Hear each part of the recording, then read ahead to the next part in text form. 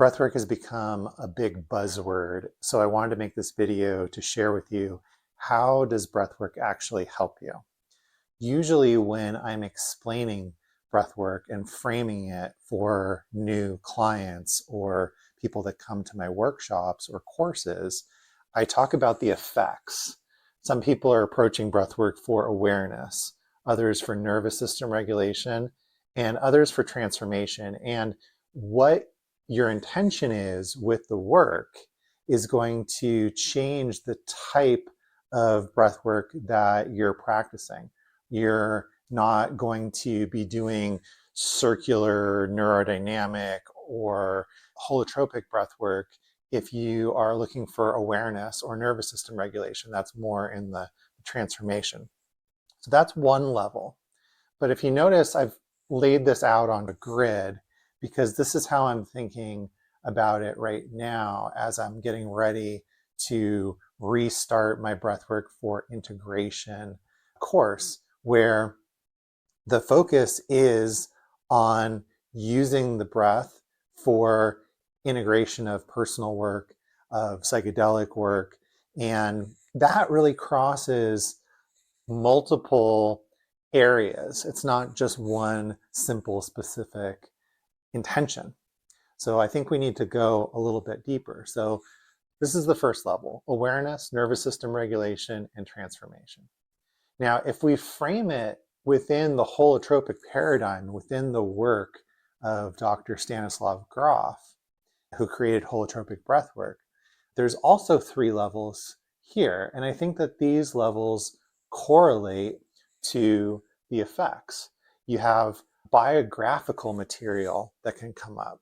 There's also perinatal, things that happen to you during the birth process. And then the 3rd level is the transpersonal.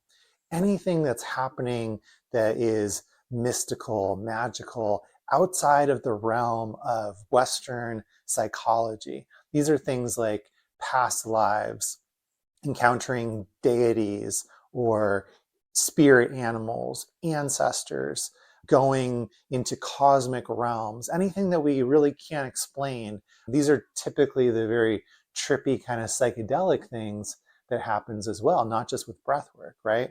And so I think that these correlate quite well.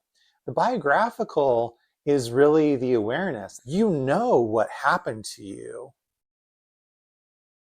biographically, right? Most of us can remember, or we have at least a vague memory of things that happened to us during our life. Nervous system regulation, on the other hand, is a little bit more subtle. We're getting into subtle responses that are more within our subconscious. Why do I start feeling a certain way when my partner says something to me, or when I get around my parents, or when our nervous system is feeling unsafe? It's oftentimes there's not an actual threat. It's responding to something that happened before that is reminding us of that original experience, or what the body is considering a threat. For instance, walking into a dark room and seeing a rope and thinking it's a snake and getting startled or scared, right? So in the same way, the things that we experience during birth are having a more subconscious, subtle imprint on us and the way that we experience life.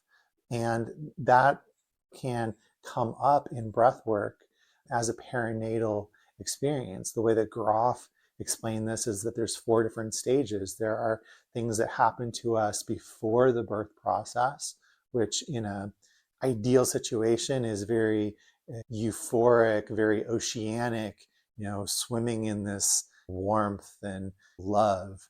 And then when the birth process starts, it can feel like it's never going to end, like we're stuck, there's no way out, we're being squeezed, we're being constricted. Have you ever had an experience like that?